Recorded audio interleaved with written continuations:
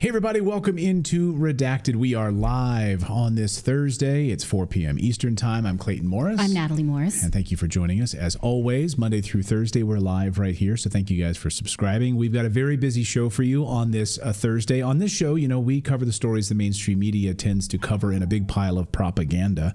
And so we try to sift our way through it and bring you the real truth. Today, we're going to talk about stolen valor. And that has to do with, the governor of Minnesota, Tim Walz. What did he say? What has he been talking about in terms of his own promotion within the National Guard, lying to the public about his service, meanwhile actual members of the military who went and served in his place? So we're going to talk about this stolen valor because it's not just like a term people can throw around as like, oh, he just had some stolen valor. I mean, this is something that's punishable by, we can talk. Well, right. And also his military record matters because he is willing to send soldiers into war. The Democrats are the party of war. We're going to talk about that when we talk about Tim Walz, but we also are going to talk about that as we talk about the new Democratic campaign of freedom. This is the Kamala Harris ticket. She sort of erased what Biden was trying to promote around democracy, and now she's trying to promote freedom. But does that mean free from war? No, obviously it does not. So we're going to break those stories down together. We're also going to talk about how the Biden and Harris administration now, according to new documents we found, that has colluded with the Trudeau administration in Canada to silence and deplatform the Freedom Convoy truckers. Wait a minute. The Biden-Harris administration was colluding with the Justin Trudeau government in Canada to silence and deplatform the Freedom Convoy truckers in Canada? That's another country. Why the hell were they doing that? We're going to talk about that today. And we're also going to talk about the DNC because guess what? War could be coming to Chicago in the Midwest in the next couple of weeks. We've been talking about this tinderbox moment with all of these illegal immigrants who've poured into the Chicagoland area, the Venezuelan illegal immigrants, the gang members who've been there. They've been pushing out the black population, the native black population that has lived there for decades and taking their jobs, taking their shelters, taking their homes, taking away their businesses. This is a tinderbox moment. And right now, what the mayor of Chicago is doing is, really creating a war zone with fencing all around where the DNC will be held. It's an unbelievable moment. And President Trump, just a few minutes ago in his press conference, just said that he believes World War III is coming. And this United States of America right now will become a war zone. I think you're going to see this in the Midwest. So we're going to talk about all of that and more on today's show. It's a very busy Thursday for you. But first, hey, we have a Redacted store we should mention. Go to redactedstore.com if you'd like to support independent journalism. And by the way, our Redacted store is built using the Shopify engine. The whole thing is built on Shopify. So if you want to build your own store, you have something you want to sell, you have a product that you've been designing, and you're like, well, I don't know the first thing about web design. How do I launch a store? Well, that's where Shopify comes in. It is so easy to get started. Get your website set up in just minutes, and you can be online and selling in just minutes. It's that easy. Shopify is the global commerce platform that helps you sell at every stage of your business, from launch your online shop stage to the first real-life store stage, all the way to the did we just hit 1 million orders stage? Shopify is there to help you grow at every turn. Shopify helps you turn browsers into buyers with the internet's best converting checkout, up to 36% better compared to other leading commerce platforms. I mean, it is fairly fantastic. When we launched our Redacted store, we didn't know, what we were doing. I mean, we launched it with a few products and we were able to make some tweaks. We got the store up and running in no time, because so many of our Redacted viewers were saying, hey, when can we buy some mugs and t-shirts and stuff? So we got it set up pretty quickly. Right now, if you want to go over and check them out, you can check out how Shopify powers 10% of all e-commerce platforms in the United States. And Shopify's global force behind Allbirds, Rothy's, Brooklyn, and millions of other entrepreneurs use Shopify. Right now, why don't you go over and check it out and get a special $1 per month trial period by going to shopify.com/redacted. Go to shopify.com/redacted to sign up for a $1 per month trial period today. And we thank them for supporting Redacted. Shopify.com/redacted. Stolen valor is a federal crime. This is something that came up this week in relationship to Governor Tim Walz's military career. He's the current candidate for vice president on the Kamala Harris ticket. Now, stolen valor is when somebody embellishes or makes fraudulent claims about a military career, and it is punishable by prison time, and it's a very serious charge in the military. So Sergeant Dan McKnight is going to join us to discuss this today. He is a veteran of the U.S. Marine Corps Reserves, U.S. Army, and the Idaho Army National Guard. He's also the founder of Bring Our Troops Home. So thank you for joining me about this, because I feel like it's very sensitive. I don't want to hurt anyone's feelings as we try to understand what this is. Absolutely. No, thanks for having me on. I agree. This is something that's very serious in the veteran and the military communities. And when we see something that's taken a little bit of advantage of regarding stolen valor, I think it's always important to get to the bottom of the issue, because I never want to impugn somebody's actual service to the country. Right. That's what I'm nervous about. So I see a lot of people saying he made it unclear that he was not a part of Operation Enduring Freedom, which was in Afghanistan, because he plays fast and loose with his bio, saying he supported Operation Enduring Freedom. And so is this something that people just do because he was serving in Italy? And if we say, wait a minute, you weren't a support role there, are we then impugning people who were holding down the fort in Italy? Can you explain that? Sure. And there's actually two distinct issues of stolen valor that come to mind when we talk about Tim Walz. And the first one is the claim that he is a combat veteran. He uses ambiguous and assumptive language to try and associate his actual service in Italy and with his record of something more significant. It's unnecessary and it's gratuitous. But when he speaks about gun control, he says this phrase over and over again, that we should be able to limit the weapons of war to those that carry them in war, like I did, something along those lines, where he implies that he carried a weapon in war in a combat zone. He's intentionally Yes, we have a clip of that. Why don't we pause and play it? Hope woke up like many of you did 5 weeks ago and said, Dad, you're the only person I know who's in elected office. You need to stop what's happening with this. I'll take my kick in the butt for the NRA. I spent 25 years in the Army and I hunt. And I gave the money back, and I'll tell you what I have been doing. I've been voting for common sense legislation that protects the Second Amendment, but we can do background checks. We can do CDC research. We can make sure we don't have reciprocal carry among states, and we can make sure that those weapons of war that I carried in war is the only place where those weapons are at. So yes, here he says, like the weapons I carried in war, but his biography does not support that. So please go ahead. Sure. He's intentionally misleading, and he's kind of inflating an already somewhat admirable 2-decade-long military career. Like I said, it's unnecessary, it's gratuitous. But the second issue of stolen valor is his claim that he was a retired command sergeant major. And I think this one's a little bit more important. And it's also incredibly false. But why is it so important? Well, Walz was conditionally promoted to E9 or sergeant major, and then he was slated into a battalion leadership position as a command sergeant major. Both ranks are the same pay grade, but the command sergeant major carries a serious gravitas as the senior enlisted advisor to a battalion commanding officer or higher. CSMs are expected to be above reproach. They're capable of delivering the truth to a commanding officer without undue color or filter. And they're notorious for their plain speak, right? As part of Walz's conditional promotion, he was required to complete the Sergeant Major's Academy and then serve 2 more years, or otherwise his promotion was going to be retracted.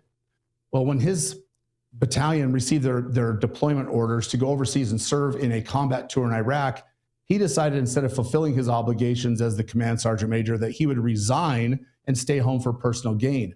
He abandoned his men and his post, and he chose to retire before his contract was over. So when we choose to turn his back on his men, his conditional promotion was revoked, and he was demoted back to E8, which is Master Sergeant. And that's the truth of what the stolen valor is about. He did not retire as a command sergeant major. His DD-214, or the National Guard's equivalent of it, is called the NGB Form 22 for anybody that really wants to get into the weeds. It lists his rank at retirement as Master Sergeant. So there's 2 distinct stolen valor issues, but now we have to look at it and decide, does it actually matter, and is it actually a violation of the Stolen Valor Act of 2013? And you mentioned it, I'm glad you brought it up, because the law actually states that fraudulently claiming to have received a Valor award with the intention of obtaining money, property, or other tangible benefits by convincing another that he received such an award, that is the violation of the law. I think that running for a lucrative elected position certainly meets the other tangible benefits requirement, but does lying about carrying a weapon or lying about your rank at retirement meet the threshold for fraudulently claiming to have received a Valor award? I don't know that it does, but I think what he actually did is much worse than stolen valor. And I think that the stolen valor thing is actually a distraction from what I see as maybe the most offensive thing about Tim Walz. And it's the fact that he abandoned his men. He abandoned them when they were about to go to war for the purpose of personal gain. That's the part that I find most offensive, because now he's willing to send other men, other sons and daughters off to fight in a war that he politely excused himself from. He's willing to let them go. He's willing to go to Congress and vote to fund these illegal and unconstitutional wars and send somebody else in his place. That to me is offensive. Okay. And so that's why we have these videos that are going viral of his cohorts who did go to that war, and they felt personally abandoned by that. Now, something about that, I'm kind of trying to see how the media is covering this, and they do seem to be making excuses for him. I sent you this yesterday, this NPR article that said, well, he actually really did have a lot of personal conflict about whether or not he should go to war or run for office, because he didn't know what was the best thing to do. And sometimes that happens. When the reporter asked another reporter about stolen valor, is it even important? They say, well, this is just fodder that old vets on the internet get online and try to call each other bad words. So let's listen to this and let me know if that is offensive or if this is just making excuses for somebody. I mean, vets are just like other people. Some are Republicans, some are Democrats, and there are a very special few who get on social media and they call each other very bad words we can't say on the radio. Just last week, there were people hitting Vance for his military record, which did not include combat. From the other side today, there are many, many who are attacking Walz. Others have been pointing out the fact that former President Trump avoided service in Vietnam. But most, I think, would simply respect anyone who served for any amount of time, as long as they don't go bragging about things they didn't do. And Walz maybe came close to that with his word choice, but it's not like he's been misrepresenting his record or wearing medals he didn't earn, which we have seen among some members of Congress. I mean, Vance can legitimately say he went to Iraq and was disillusioned by what he saw there. Walz was critical of the Iraq War as a congressman, and he was a leading member on the very bipartisan Veterans Affairs Committee while in Congress. Many vets I spoke to just wish that the politics wouldn't sink to politicizing military service. But here we are. That is NPR's Quill Lawrence. Thank you so much, Quill. Thanks. Do you want to respond to that? Sure, absolutely. Stolen valor is important to the military and the veteran community. But like I said, I think it's a distraction at this point. And there are times when veterans will get online and we will, as the reporter from NPR said, say mean things to each other. And that's the nature of the military.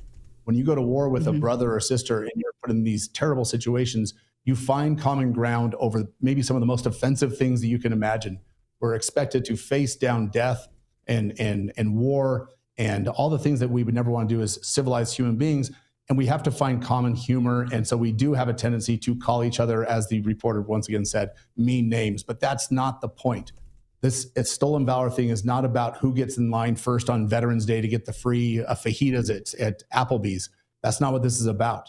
It's about belonging to an organization. And when you put that title, that command sergeant major, or that award of valor on your chest or on your resume, even worse, and it's not true, it displays a certain lack of character and moral fiber. And the Vice President of the United States, like a command sergeant major, should be above reproach. And when you have these type of questions about your character, I find it unacceptable to be able to serve in that position based on that issue alone. He is not above reproach. Okay. So then if, let's say we're some of his cohorts who served in Italy supporting, I don't know if that's offensive that I just did air quotes, supporting enduring freedom, would they maybe do anything similar? Would it be, how are those who are serving outside of war zones? Do they see them, would they do this, I guess, is what I'm asking. I think veterans that served that have faced that situation we are very careful the words we choose because they actually mean something. I myself was not a door kicker. I wasn't one of the frontline infantry special forces troops that was raiding villages and going through, the hand-to-hand, door-to-door combat. I would never consider myself one, and nor would I present myself as such. At the same time, if I was in Italy in support of Operation Enduring Freedom or Iraqi Freedom or Spartan Shield or any of the other names that they've given these wars, I would absolutely claim that I was part of Operation Enduring Freedom if I had been awarded that ribbon or that medal. And there are very specific criteria to be able to receive one of those combat designations. So not everybody that serves in Operation Enduring Freedom or Iraqi Freedom were in country. Some are in Kuwait, right? So what's the distance? What's the geographical restriction? I think it's easy just to look at your DD-214, which is your title, your document when you get out of the military, that lists all of your deployments, your awards, your billeting, your posting, your MOSs. And if it specifically says that you are a veteran of the global war on terror serving in Operation Iraqi Freedom or Enduring Freedom, I think you have a legitimate claim to say that you were. I would never want to discredit somebody's service because of where they served during a time of war. Okay, fair enough. So then if this is something that is prosecuted, then he should be able to show this document saying that he was deployed for this mission, even if he was not in the Middle East in any way. So how often is something like this actually prosecuted, and do people defend themselves and win? I think it's not prosecuted often, but it's generally only when it's in regards to awards of valor, the Purple Heart, the Medal of Honor, the Navy Cross, things like that. It's not typically about time in service, combat deployment status, or things like that, or even rank upon leaving. It's usually the awards of valor because the law is very clear about that. But we still should prosecute. We should prosecute him based on what he's done since that time. Let's prosecute him on he served as the ranking member of the Armed Forces Committee in the House for 12 years, and he voted against the most substantial veterans bill that Congress has passed in decades. It's called the Mission Act, that gives veterans that went to the war, that actually served in the war, and they were injured, it gives them the right to get medical care in the community instead of just the VA. He voted against it. He voted against it because he didn't want somebody from the other side to have a win. And that shows a severe lack of courage and character. He was outspoken against Iraq war, which I think is the right position. But then he went to Congress and he voted to fund that war 12 years in a row and never took a substantial position against it.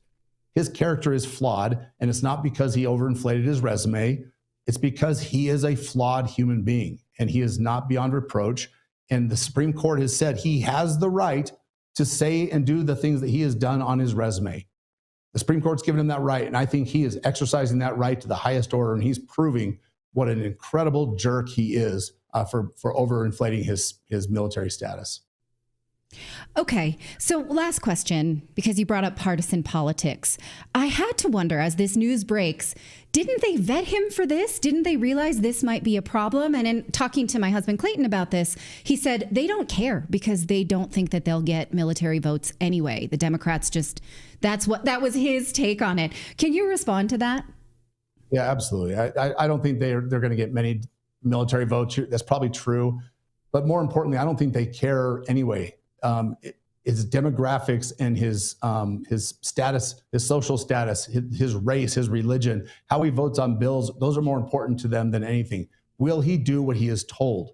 And he has proven that he is willing to get in line and be a yes man for whoever is pulling his chain. So he is the epitome of doublespeak, slick politicians who are verbal skeptics, maybe of open-ended and undeclared wars, but then do nothing really to change that. They're good boys and girls, and they refuse to use Congress's heaviest hammer to actually do something about the things that they claim publicly to be against. They'll never take the money away from something like a war that they're against because they are absolute yes men. And so he comes to Minnesota, and it's very important to understand Minnesota is the heart of this fight to keep the National Guard from going off and fighting in these wars. Their former governor, Governor Perpich, sued the Department of Defense and said, we're not sending the National Guard to fight in a war that you haven't declared. And the Supreme Court came back and said, we understand that.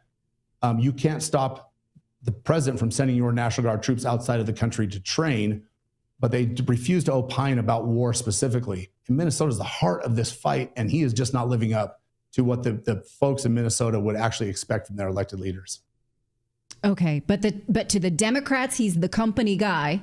He'll do what he's told unless it involves going into combat, I guess. Absolutely. They are no longer the party of anti-war. They are the war hawks or the chicken hawks, really, at this point in time, who would send their sons and daughters to fight off in any war, any place. Ukraine, yes. Israel, yes. Gaza, yes. China, yes. They're willing to fight anywhere right now to keep that industrial complex fed. Yes, that's my take on it too. Thank you so much for your expertise on this. I really appreciate you breaking it down. Follow Sergeant Dan McKnight and also his organization, Bring Our Troops Home, because he is a great spokesman for peace and freedom. Thank you again for your time. You bet. Thanks for having me on. Unbelievable. Yes. You know, I mean, the more we get close to the election, the more the single issue that I am voting for, I don't mind sharing with our audience, is what is going to keep our children out of war.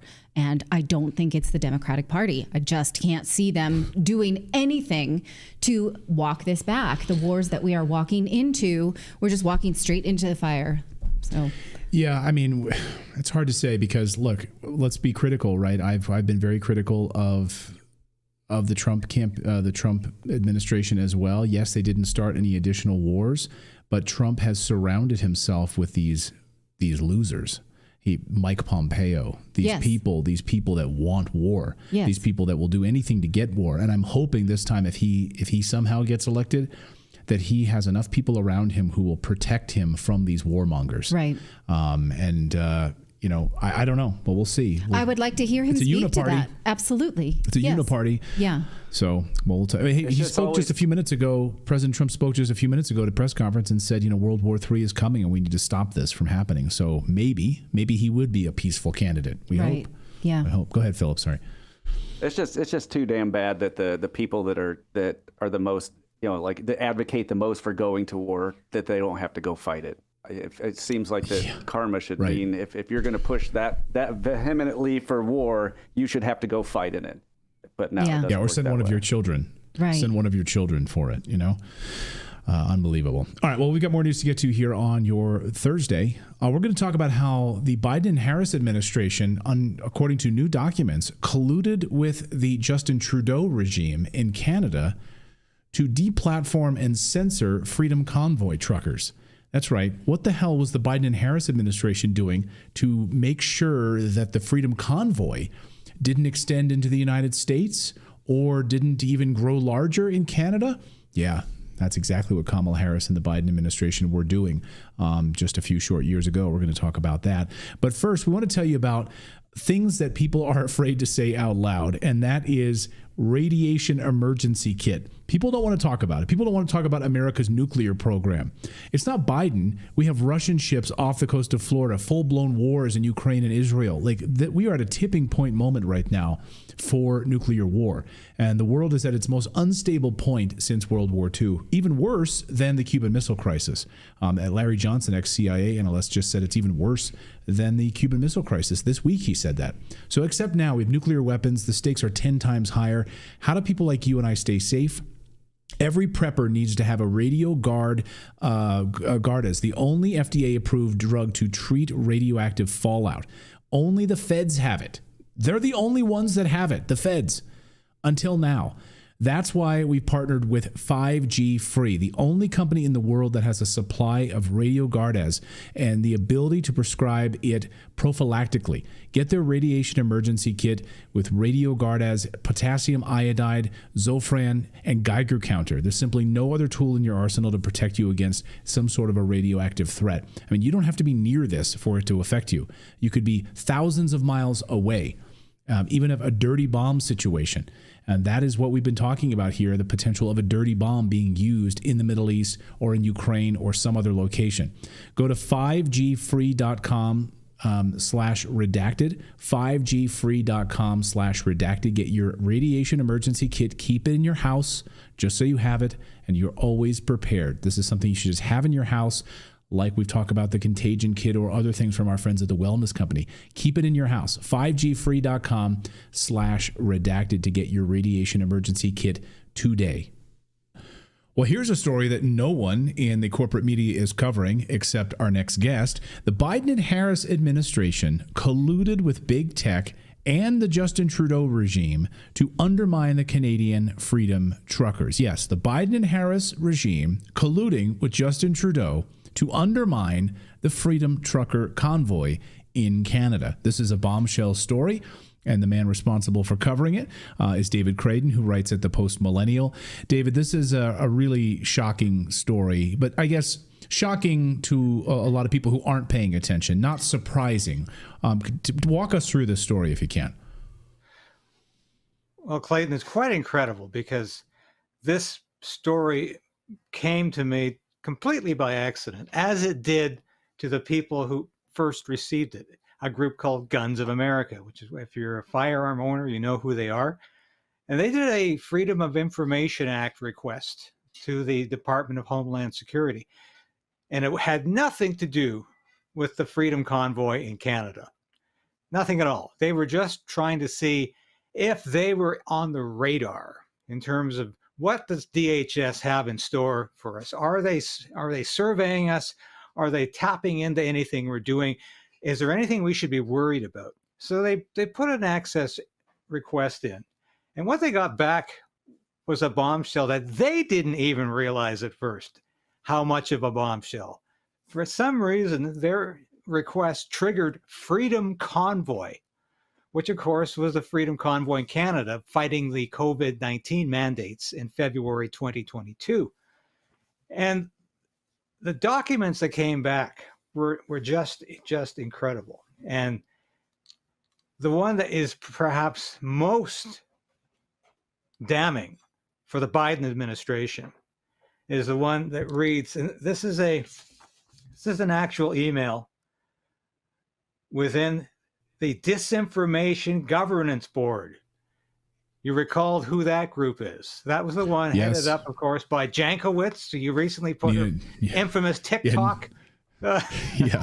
Singing Mary Poppins songs. Nina Jankowicz. Yes. Oh yeah, yes. Exactly. The song and dance woman, who of course joyfully talks about redacting and censoring the world, ridding the world of anything she considers disinformation. So here's how they talked in her department about. We asked about recent reports with foreign accounts spreading or generating content associated with the Freedom Convoy. News about Meta taking action to deplatform these accounts broke right before the meeting. The email reads, I&A had some feedback about its capabilities in this area, which I look forward to sharing with you. We discussed whether engaging with Meta and Twitter to share information convoy-related matters, inauthentic activity violating terms of service, if that would be prudent. We will circle back with I&A on that tomorrow. CBB is supportive of engagement with.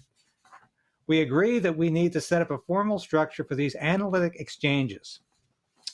So clearly, you don't have to be an idiot or even that perceptive to understand they're talking about the Biden administration colluding with big social media, which we, of course, learned from the Twitter files they were doing. The Biden administration was dealing with Meta and Twitter at that time, the pre-Elon Musk Twitter, before this BS stopped, and social media platforms telling them to deplatform people, telling them to censor information, telling them to take information off, and they were obeying. And this is hard, concrete evidence that they did that towards the Freedom Convoy. They told them to take down websites. They told them to take down information that they deemed to be contrary to the Trudeau government and the Biden administration. Now it gets even better, because this is a write-up from the White House, and it says this is a report of a meeting between Justin Trudeau and Joe Biden on February the 11th, 2022.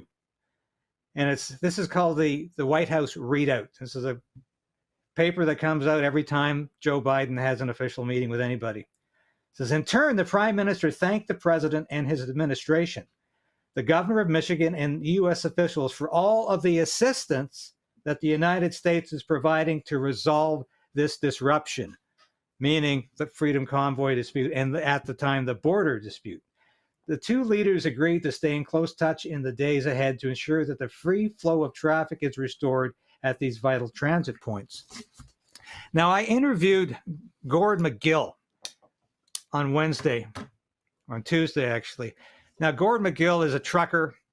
He was at the Freedom Convoy. He's now an independent journalist, and he also writes for Newsweek every week about freedom-related issues and things like that.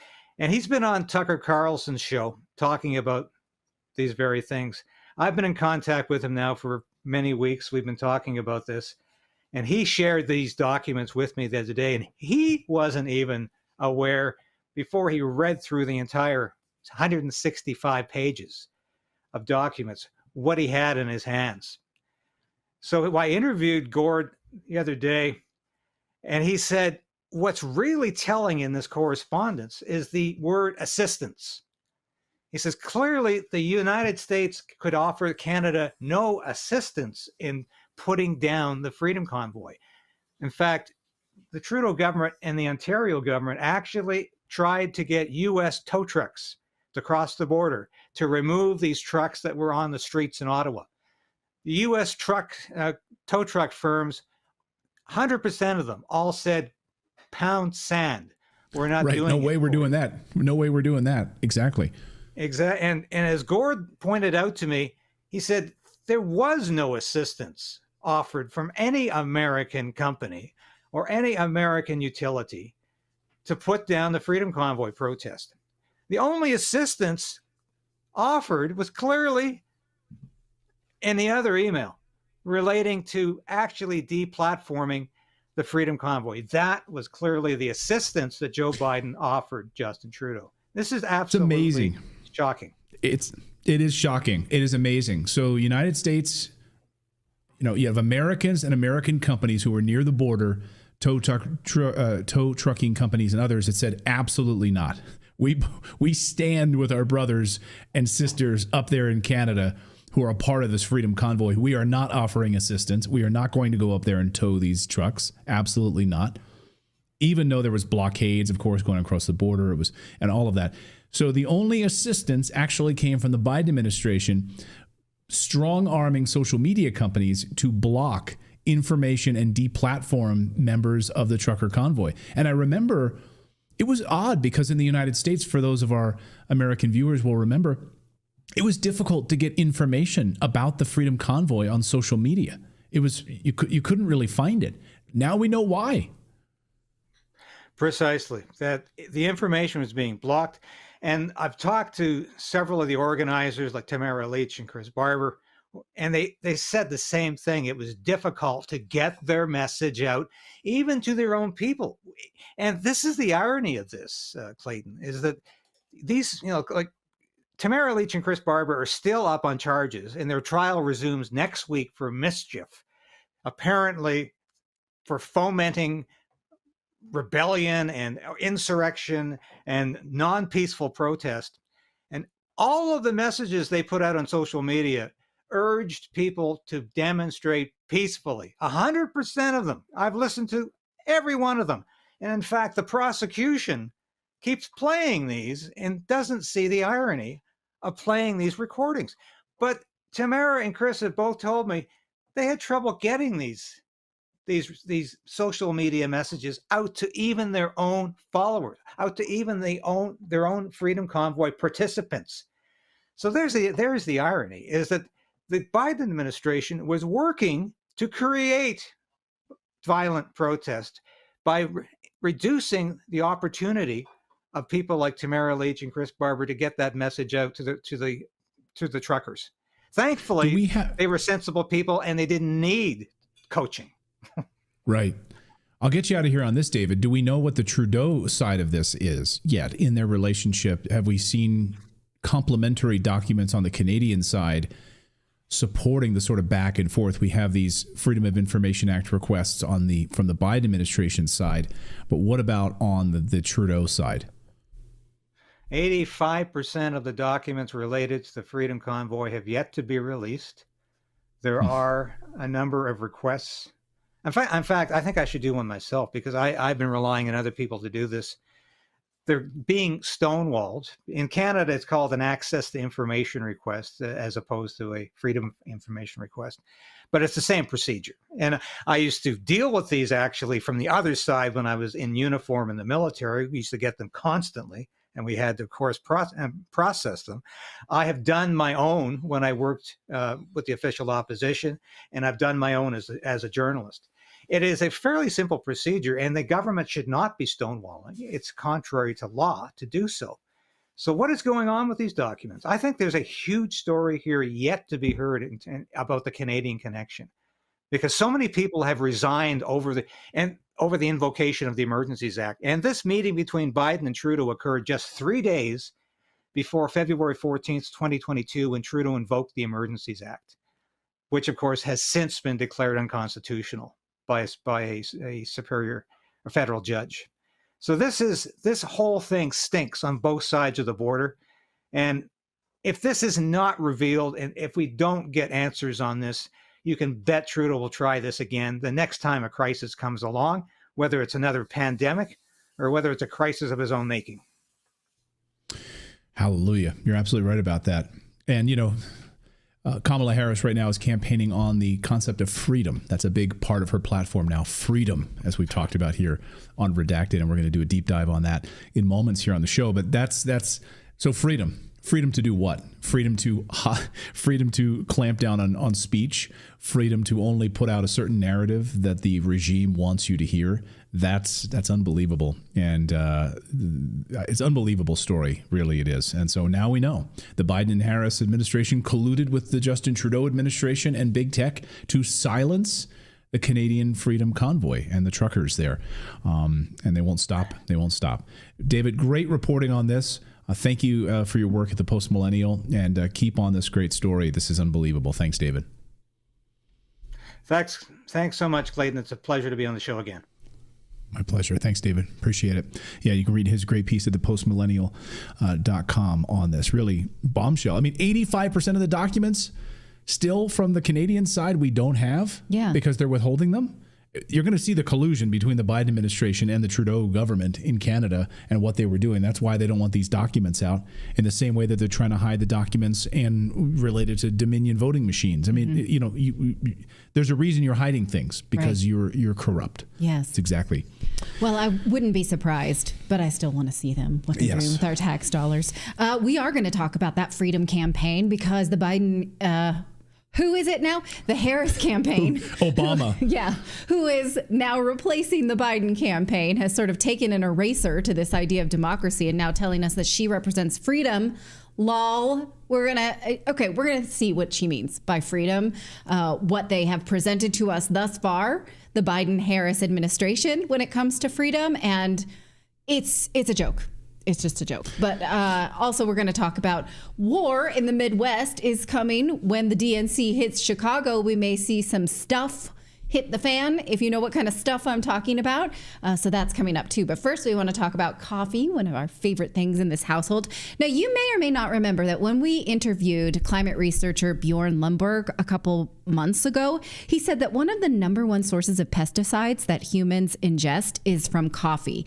That kind of floored me when he said that. And when you look into it, oh my gosh, it's true. Coffee has a ton of pesticides, but guess whose coffee does not? Is 1775 coffee. And we have been drinking it here in this house. Let me tell you, it's not for the faint of heart. It is stuff. Yeah, it's going to put some hair on your chest, so to speak. So far, it hasn't on mine. But I have noticed that after a couple of cups, I am sneezing with my eyes open. It is good stuff. It's going to wake you right up in the morning. And it makes me feel better because it is coffee without pesticides. So they are a coffee company that does things differently. It's free from harmful substances and chemicals. It is rich and pure in flavor because the beans are sourced from high altitude farms in Bolivia, roasted weekly in Miami, and delivered fresh to your doorstep. So taste the difference and give it a try. For a limited time, you can try 1775's coffee on a subscription and save 25% on your first bag today. That means just $14.95 $14.99. For $14.99, you can try. And they are, again, a big promoter of free speech on Rumble. It's Rumble Coffee, if you will. So again, go to 1775coffee.com/redacted to pick out your first bag. Use the code redacted to save 25% on your first subscription order. In fact, today I went to volunteer at my kid's school, and then afterwards I thought, oh, maybe I'll just pick up a coffee on the way home. And then I thought, no, we have a full pot at home. I prefer my own coffee. So I went home for our own this is true story. And had your own 1775 coffee. How do you say that? I forewent the coffee out because I like our coffee at home so much. So give it a try, 1775coffee.com/redacted. All right. Well, I am very confused with the new tagline of freedom that the Democrats are running around the Kamala Harris presidential ticket. The Democrats ditched the word democracy when they threw Joe Biden in the trash. Now Kamala Harris is using the tagline freedom along with a Beyonce song about freedom that I can't share with you because of copyright. Also, just this week, Bon Iver has a new song about freedom. I can't play you this either because of copyright. And I am just very confused because I have watched the Biden administration so closely as a journalist for the last 4 years. I don't think freedom is what they stand for at all. And I want to make this case because the Biden administration has never been less about freedom, and we have to peg Harris to the Biden-Harris administration. So let's go over what we think may or may not be free about her campaign and her platform. And let's be very clear. You cannot separate Kamala Harris from President Biden at all. In fact, she is now using his FEC number in order to take his war chest of money. So much so that she's even using his own FEC number for her campaign. That's how interconnected they are. She cannot distance herself from the Biden campaign in any way. Right. So, okay, one of their main selling points to you is you are free to have abortions all day, every day. She doesn't think this is a state issue. She wants to bring this back as a federal right after the Supreme Court sent it back to the states. Well, her running mate, Governor Walz, signed legislation to allow the birth control pill all the way through the 9th month of pregnancy. So there is a lot of data, though, that Democrats hide from you that shows that having abortions increases your risk of breast cancer. This is true. If you want that data, reach out to me. We've talked about it ad nauseum. So I guess we're free to get cancer too, which is awesome. Now, this sexual freedom thing that Democrats want to offer me got me thinking, because I came across this recently in Douglas Wilson's book, Mere Christendom. And this is I just want to put this out here as a provocative statement and let you think about it. He says that sexual license is the first and most obvious bribe to be offered to a slave. I feel like we could have a philosophical conversation about this until the cows come home. I'm going to save you the time of that. But I thought about this for a really long time because in exchange for this sexual freedom, they have us by the balls, so to speak. So think about that for a second. Sexual freedom is the first freedom offered to a slave. Just let me know how that hits you, because I'm not going to wax philosophical on you right now. But I thought, that's a bomb. I sat with that. I read that book last weekend and I was like, I need to think about that for a second, right? Yeah, it's powerful. It's kind of a powerful truth bomb, and you can play this out. Okay, I'm not going to. But let's continue. Under the Democrats, though, are you free to criticize the government? No, you are not. The Biden administration is being sued currently by many private citizens and has been sued by states as well for censoring speech during the pandemic. They are still doing it after a recent Supreme Court ruling. Governor Walz has said there is no such thing as free speech when it is free speech or speech that he doesn't condone. I think we need to push back on this. There's no guarantee to free speech on misinformation or hate speech, and especially around our democracy. Okay. So, in fact, Governor Walz set up a hotline in Minnesota during the pandemic so that you could report your neighbor for social distancing violations. Yeah, if you saw them like going over for Thanksgiving dinner, you were literally encouraged by the Walz administration to call and and snitch on them. Right. This is like something out of Ukraine. This is something out of 1984. This is Big Brother. That is not freedom. In a new campaign ad, Harris says, and I can't play you again because of the Beyonce song, she says, we choose a future where no child lives in poverty, where we can all afford health, where no one is above the law. These are the things she defines as freedom. I wonder, though, is Hunter Biden above the law? Maybe she should speak to that, or Hillary Clinton and her campaign finance problems. I can't seem to remember those high-profile Democrats being prosecuted, so I'm not sold on that promise that no one's above the law. In fact, look at this headline right here that the Justice Department has accused Hunter Biden of trying to help a corrupt Romanian client by lobbying U.S. officials during his father's vice presidency, according to new filings from the special counsel, David Weiss. That's interesting. I wonder if she's worried about that, no one being above the law. I kind of am. I'd like to see everyone prosecuted equally, or, equal justice.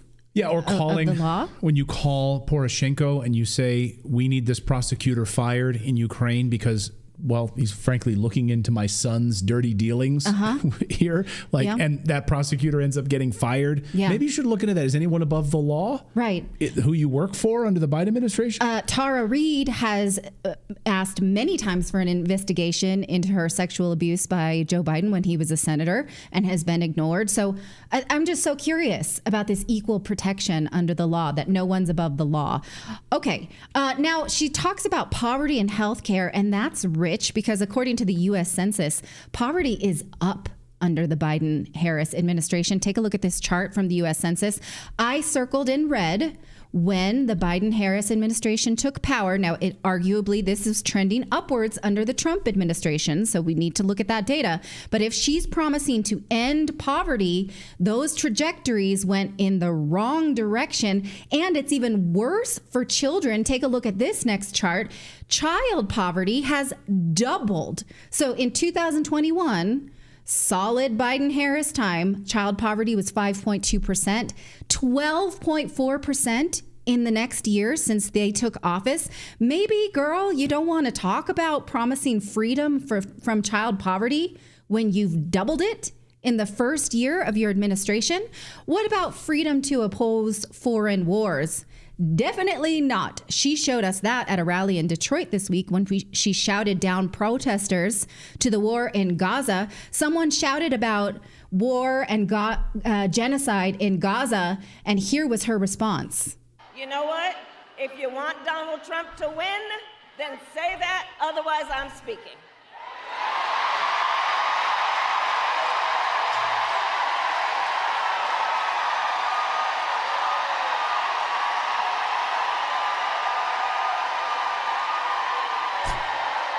Ooh, she's staring you down. Yeah, are you going to sit down? Are you going to sit down while I strut my stuff?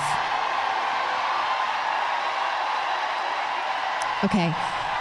In other words, don't even try your pro-peace shit at our rally. We will not have it. I really like this take from Caitlin Johnstone. Normal person, genocide is bad. Crazy person, do you want Trump to win?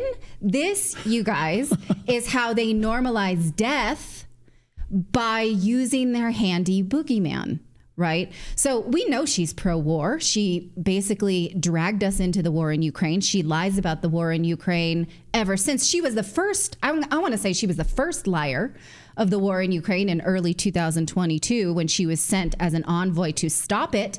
That was a sham trip.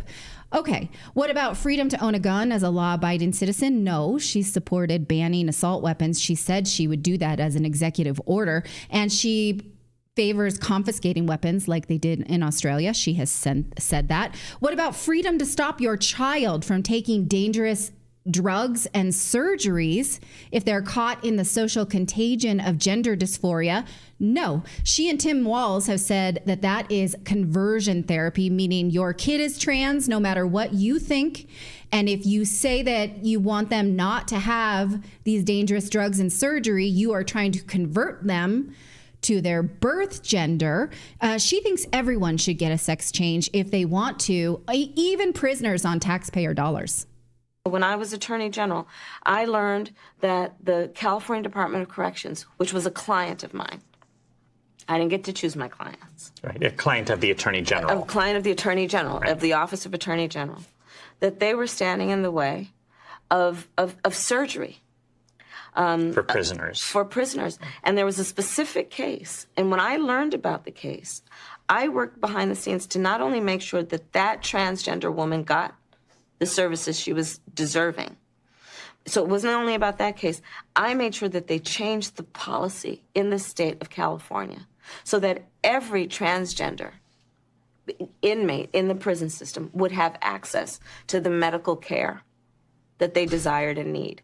And I believe it was not only, I know it was historic in California, but I believe actually it may have been one of the first, if not the first in the country, where I pushed for that policy in a Department of Corrections. Okay, prisoners deserve cosmetic surgery. They deserve it. You, as a taxpayer, do not have the right to oppose that. You definitely don't have the right to not pay for it. Speaking of taxes, if she is elected, she will lobby for higher taxes to support her warring agenda. The Biden-Harris administration is not only being stopped from increasing taxes because of a divided Congress, but she also wants to lower the threshold to reporting taxes to $600. And she has said that she wants those IRS agents to be monitoring Venmo and PayPal to make sure that you make no transaction not taxed. Absolutely, she will lobby for more taxes. It's only up to us if we have a divided Congress that would stop her. Now, again, this is not an endorsement of Trump. This segment has nothing to do with Trump, but as someone who has voted Democrat before and missed out on how much the Democratic war is the party of war, and how other countries, they want to war on other countries for profit. They support perverts, in my opinion, and they cause poverty. I will not fall for this again. So this tagline of freedom is not working on me because I've been watching what they've been up to for their administration. So when she says freedom, I read that as a vote for her is a vote for her freedom to take away your freedom.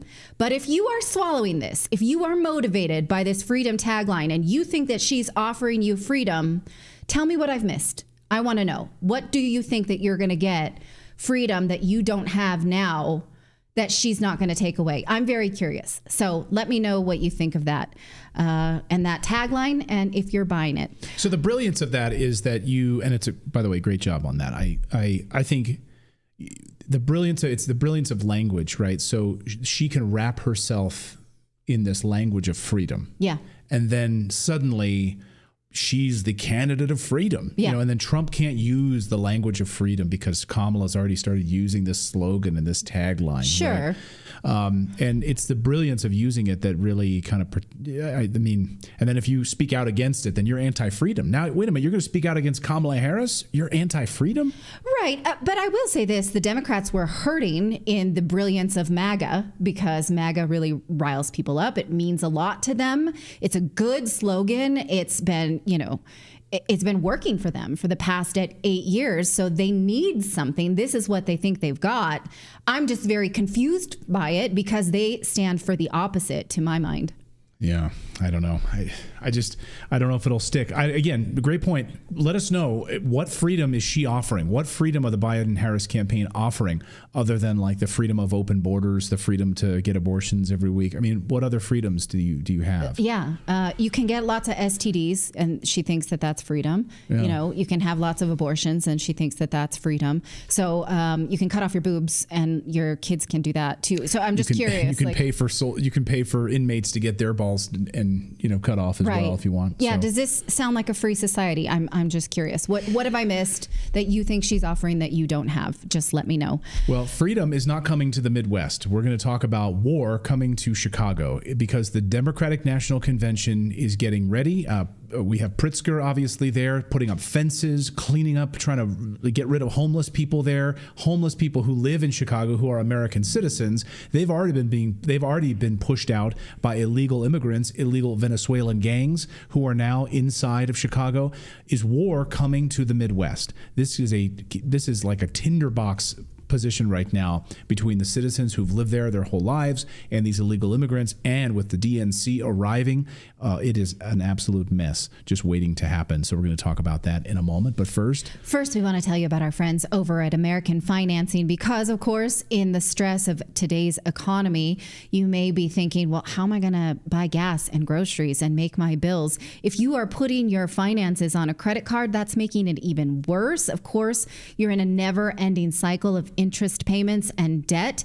That's why you need to look into American Financing, because they can teach you to do what wealthy people already know, which is leverage, leverage, leverage. So if you have an asset that you can leverage that can get you out of this never-ending cycle, such as your home, then you can use that and use the equity in your home that is yours in order to borrow from it and just save yourself, make yourself some room. In fact, they save their borrowers an average of $854 a month. That's like a $10,000 raise. But it's something you have to learn. It's something you have to say, okay, I'm hurting. I need to learn to do this better. We know that finance is not taught in schools, so you need to learn this yourself.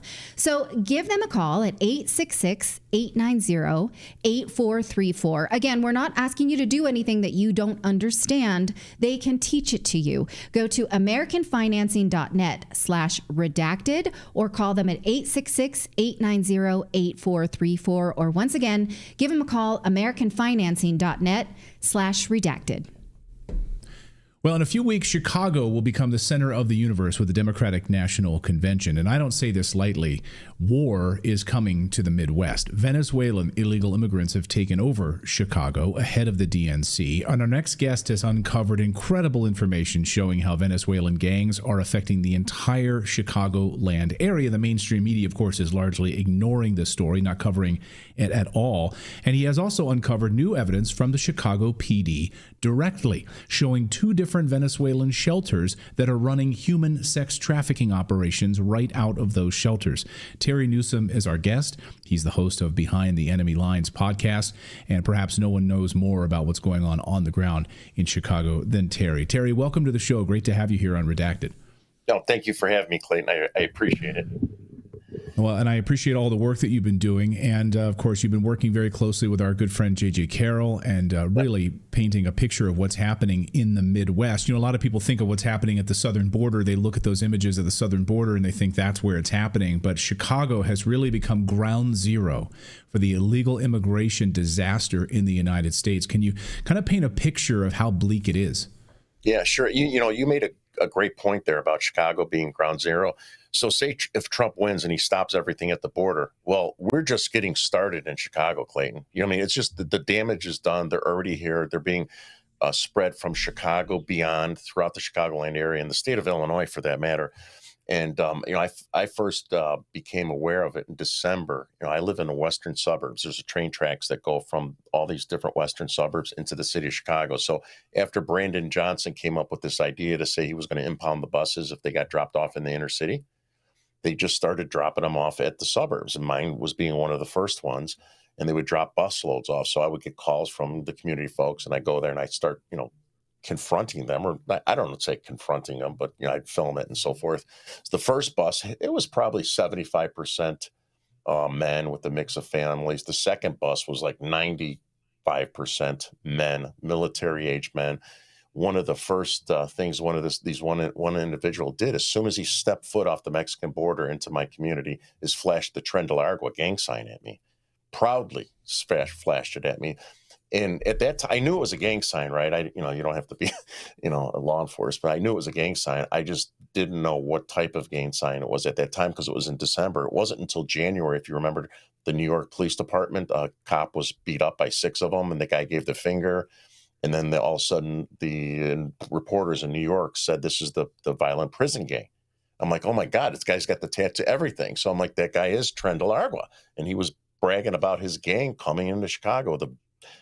Within 20 feet, he got off the bus, So I started following there. And then so what they would do is they would drop them off at all these nice suburbs. They drop them off and they kind of rotate, where they drop them off at the northwestern suburbs, western suburbs. And then there's it's called Union Station and Ogilvie Station. So then I started going there on New Year's Day. I went there. And there was a Metro police officer, and I'm sitting there because they get off there and just kind of curious of what happens from when they get dropped off in the inner city, right? And I go up to this Metro cop and I said, is this where the illegals? He's a Spanish cop with tattoos on his side. You know, he was like, he looked like a gang member. This police officer, a Metro police officer. I said, is this where the illegals get dropped off from the train station? He looks at me and goes, well, what do you mean? I go, well, I live in the western suburbs. They're dropping them off there, and I'm told they're coming in here. He goes, I guess sometimes. And I said, do they have a host? Do they have a handler that picks them up? He goes, well, what do you mean? Like with an attitude. I said, well, somebody greeting them? He goes, I guess sometimes. And I went and sat down, and I swear not less than a minute later, because I was going to sit there for a little while and go home, right? The reason that cop was there that I was talking to, the door's open, and here comes Venezuelans with their little blankets from the Red Cross. He was there greeting them in Spanish. And I'm like, look at him. The guy lied to me, right? Why are you lying to me, right? And so what happens is that they take them from there. They come in by plane as well. We could talk about that. But they take them from there, and then I followed them. And I had Venezuelan guys, you know, with their face covered and stuff in the train station, flashing V and stuff at me. Again, not necessarily the gang signs, but if Venezuelan's so good, then why are you flashing V's in my face, you know, as I'm walking there? And then the sergeant tried to intimidate me from not filming them. He's like, he goes, you have to leave. I'm like, no, I don't. It's a train station. Yeah, yes, you do. He's another Hispanic police officer. And I said, this is a public space. He goes, I'm going to call Amtrak. I go, go ahead, call Amtrak. And obviously nothing happened. So then I stood there and I followed him and these two other Spanish people from the Office of Emergency Management, which is basically Chicago's FEMA, right? It's Chicago's FEMA. Right. These two people came in, they talked to the police officers, and then they escorted them out to the south side of Union Station, and there's a school bus sitting there. And then they start putting them into the school bus. And I'm standing on the sidewalk. I'm not in anyone's way. And this woman's, you know, yelling at me. I got this all on film, saying that I can't film. I said, yes, I can. No, you don't. I go, yes, I can. I'm on the sidewalk. You don't have permission to film. The city has a contract with the bus company, and there's no, I go, it doesn't matter what contract. I'm standing in the street. Then she went and got the same two cops to come, and they confronted me, right? And he goes, well, how would you like it if, you know, your children were being filmed? I would be upset. I go, I wouldn't smuggle my children into a country illegally, right? You know, so right. That's the MO of multiple different locations. And I'm sure JJ talked about it. They try to intimidate, harass, and scare us from filming the truth. It doesn't matter if it's at the intake center, the Standard Club, the Inn of Chicago. And by the way, we just found out the Standard Club, which is on the Mag Mile of Chicago. It's where like the shopping district where everyone comes to. The Standard Club is a historic 150-year-old building that was initially built by the Jewish community and changed hands. But both of them were coincidentally bought in 2022 in the midst of this crisis by the same person. So now we're looking into, now they're full, right? Capacity. These dumpy hotels are in these nice areas of Chicago, one right next to the Department of Justice building, one in the Magnificent Mile, are full of illegals. And they have NGOs in there managing them. So these NGOs, the Catholic Charities, and others that have been facilitating this invasion into Chicago, and we are about to see the DNC here in a few weeks. And, you know, multiple sources have been saying this is going to be a disaster, what you're seeing unfolding in the next few weeks. Can you paint a picture, help our audience understand where the DNC will be located and why this is such a tinderbox moment right now? Yeah, sure. One other thing, Ben Berquam, you probably know him. He came into Chicago. I took him to the side. I grew up in the southwest side of Chicago, and there's a Holiday Inn there that it looks brand new. They remodeled it, right? So I found out from my friends that they're moving illegals there. So me and Ben went there, and sure enough, it's the same security guards, the NGO guys. They wouldn't let us in. They got signs in Spanish and Arabic at this place now, Spanish and Arabic. So, you know, I guess that's kind of telegraphing what's going to go on there. So this was built to move these Venezuelans away from the United Center. The United Center, you know, the Blackhawks and the Bulls and stuff. You're probably familiar with that. And then during the daytime, it's going to be at the McCormick Place, which is right off of Lake Michigan. So they're going to have activities there. And then in the evening, they're going to have it at the United Center. So they're trying to clear out some of the mess as best they can. But one thing that's kind of interesting is, and JJ and Ryan were at the intake center, you know, with me. I took them over there. And just south of the intake center, it's called Tent City. There's like 35 orange tents. You might have saw them. Been there for a long, long time. Homeless people, ex-military. People are upset that, like when these Venezuelans come, not even a block north, like a football field north of there is the intake center. So wherever they come in by plane or bus or train, they go there. They got 6 tents. They're not tents. They're like white structures, very nice. And they have anywhere from 2 to 10 buses. In the wintertime, they're warming buses. In the summertime, they're cooling buses. These people that I interviewed in February were telling me how they went in January during the deep freeze, tried to get on those warming buses, and they wouldn't let them because they weren't Venezuelans. One guy said I had 5... Americans who are homeless in Chicago, veterans who are trying to get on these warming buses, are being told, you can't get on these buses because we've got illegal Venezuelans sitting here. Yes. And then, like when JJ and, same stuff, they try to, the same NGO guys, the one guy's from Helping Hands. I did a facial recognition and we found it and I scanned it and got his LinkedIn. He's from this company. He's like 30 people and they're like the PMO, the quarterbacks of this center, the intake center, right? And same guy every time. He's from Texas too. So we got these outsider NGOs making a fortune to help destroy part of our, our Chicagoland and our state. And they're making money off it, and they try to intimidate and harass us to tell us we can't stand on Polk Street. Tell us we're not allowed. And then I had a guy from the CTA in a little minivan while we're filming the buses, and yeah, JJ was there, and the guy's telling me I can't film the buses that are on the street unless I get permission from the CTA, just like the other lady said to me. I mean, they're nuts. And what are they trying to hide if they think they're doing something good? So for the DNC convention that's coming up, Pritzker cleared out all these homeless people, tore down their tents, cleaned it up, put an 8-foot fence surrounding the whole area. So granted, you don't want people living like that, and they didn't care before, but all of a sudden they tore all this down, cleaned it up, put this fence in. Then I went back to the intake center just to check it out, and sure enough, they got brand new sidewalks, that weren't there when JJ was there. New sidewalks. And this is kind of like a cruddy area. It's like not necessary. The only biggest thing there is now the intake center, which was an empty lot until they allocated it for this intake center. And they got special curbs for these buses and little plastic none of that was there. So I'm just speculating that I bet you Pritzker is going to take some of these radical leftists. That's why he cleaned, because it's 2.5 miles away from the United Center. So it's not that close, right? I'm assuming he's going to do little tours. Why else would he fix the sidewalk up? And, it wasn't necessary. So they're making it look better than it is. And so that's being done for the United Center. Now, you'll see in the... Go ahead. No, go ahead. You'll see in the news, they're talking about... I have friends on the police department, right? They say it's going to be a cluster, senior people. Some guy's ready to retire, right? They say it's going to be a mess, right? It's a mess. And things are changing. As a matter of fact, I talked to this guy last year. He goes, they're changing like daily. And especially the stuff with Harris and all this other, crazy stuff that's affecting it. We're going to have the inner perimeter, and other agencies are going to handle the exterior perimeter. I imagine the Secret Service and whoever else, right?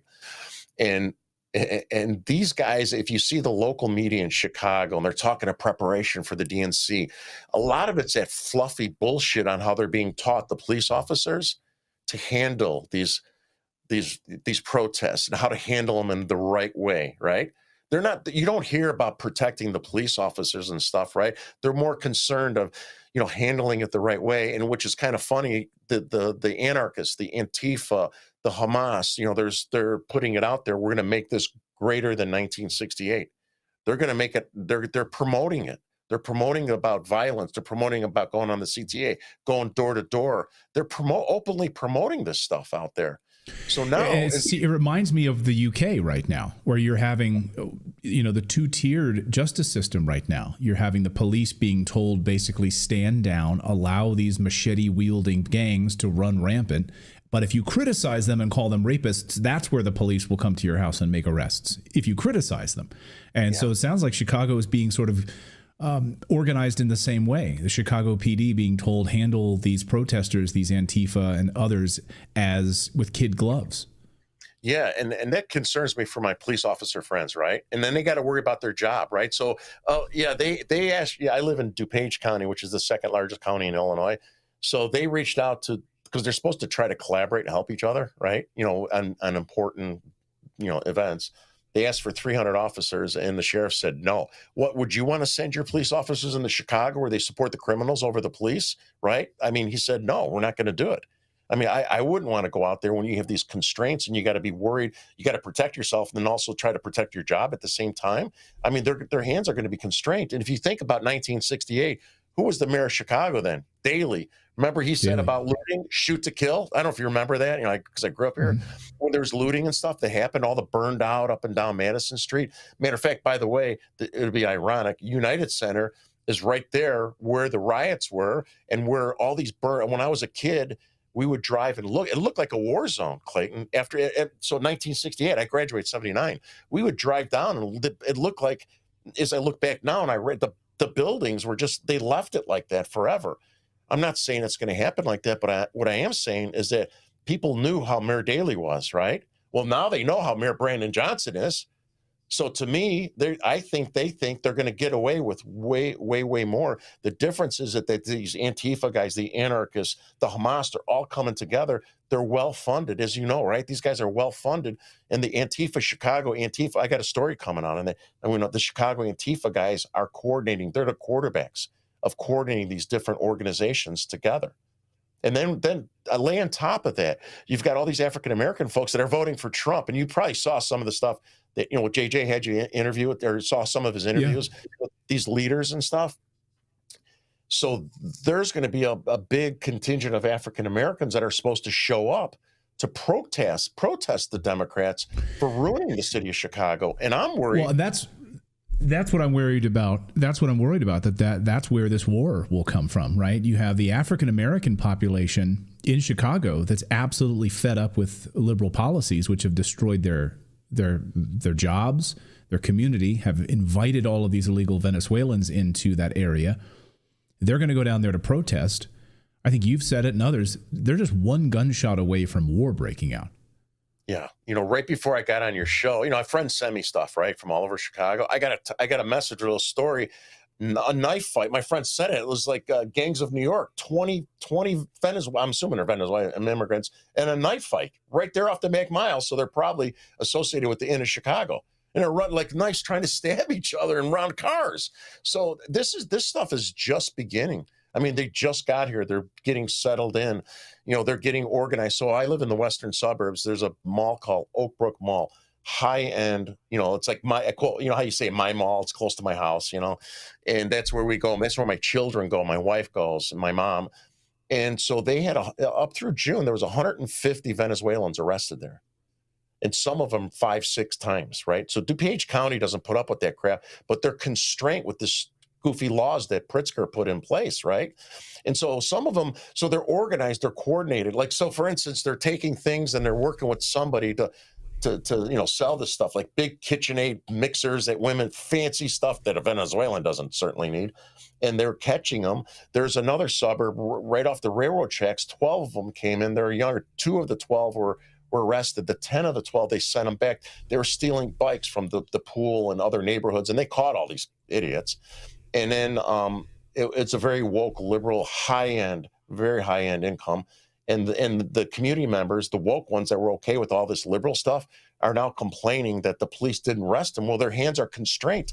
Matter of fact, one of the cops is my buddy. He's like, we don't even know of these minors, if they are minors, and if we have real names. They put them on the train and send them back to their shelters. So this is going to expand. Another woman, Carol Stream, her 42-year-old husband, and they have a 4-year-old kid. This Venezuelan stabbed her in front of the 4-year-old kid so many times she was almost decapitated. And I could go on and on. I so 6 blocks from my house, the gas station, the Speedway that we use, the sheriff warned people that Venezuelans are going in there. And you say if you go inside, I never go inside, you know, we use a credit card out there. But those who go inside, there'll be a Venezuelan woman that'll approach them and ask in broken English, can you lend me $5? I ran out of gas. And they go through your car. You know, so they start catching them and they're going in packs and doing this in the gas stations. This is Biden's America. It's a Biden-Harris America, and the DNC at the center of it all in Chicago right now. Terry, I want to check back with you here as we get closer to the DNC and during the DNC. Would love to have you on here. No one has their No one has a better pulse of what's happening right now in the heartland and in Chicago and the heart of the illegal immigration invasion in the United States. Could I give you a couple stats I just got? Do we have time just real quickly? Yeah, please. Okay, so I ran FOIA requests for immigrant arrests from 2021 through 2024, right? And they listed all the countries. I was kind of shocked. The police are actually against this, Chicago police. So I'll just point out Venezuela, for instance. Colombia is up 280%. Venezuela in 2021, there was only 6 Venezuelans arrested in the city of Chicago. 2022, there was 26. 2023, there was 1,030. 2024, halfway through our year, 1,720. So that we're going to have 3,500. Now, keep in mind, they don't arrest all of them, Clayton, right? And then the other one that you mentioned, the Standard Club. So as I learned more about this, the first in Chicago, I got 230 police reports, incident reports. And then as I learned more from each center, then I'm like, okay, I'm asking specifically for the Standard Club. This time I said, can you give me all the incident reports and arrests associated with the Standard Club and the addresses of those associated with the Standard Club? I got 706 for 12 months. That's 2 a day. That's 2 a day for just one. We used to have upwards of 30 locations. So this stuff is being underestimated in such a big way. I mean, I could talk, forever, as by talking to JJ and stuff. It's crazy, and it's going to collapse us in a big way in the city of Chicago, the state of Illinois. Well, thank you for the work that you're doing on this to shed a light on this. Even if the corporate media won't cover it, we will. And we appreciate all the work that you're doing there on the Behind the Enemy Lines podcast and all of the work that you're doing with these FOIA requests and tapping into your sources at the Chicago PD. Again, Terry, we'll check back with you here in the next couple of weeks. This is going to be, again, Chicago will be center of the universe. And stay safe there. Thanks, Terry. Thank you, Clayton. Thanks so much, Terry. We really appreciate it. And thanks to all of you for joining us here on the show this week. We really appreciate it. We are live every day at 4 p.m. Eastern time. So thank you guys so much for subscribing. It is free to subscribe. And when you subscribe, your name will pop up here on the big screen. So you can subscribe for free on Rumble. You can subscribe for free on YouTube and also on X as well, where we stream. So thank you guys. I should also mention we do have a daily newsletter. We'd love for you to subscribe to that. That's also free. You just sign up, go to redacted.inc, put in your email address, and you will receive a welcome email from me, which is just clayton@redacted.inc. Make sure it's, you might go to your spam folder, might go to your junk folder, just drag it over to your inbox. And then on Monday morning, when we publish our new newsletter Monday morning, you will receive it in your inbox without any problems. I know Gmail has labeled our newsletter as dangerous. Seriously, they put a little dangerous label on it when you subscribe to our newsletter. I guess they don't like us covering the truth. I don't know. It's unbelievable. But anyway, so it might wind up in spam folder or your dangerous folder. Just drag it over to your inbox, and then you'll receive the free newsletter on Monday morning. So have a great weekend, everyone. We'll have content for you this weekend as well, including some great interviews. So please stay tuned to the channel. And thanks for joining us on this crazy week. And we'll see you back here on Monday live. Have a great weekend, everyone.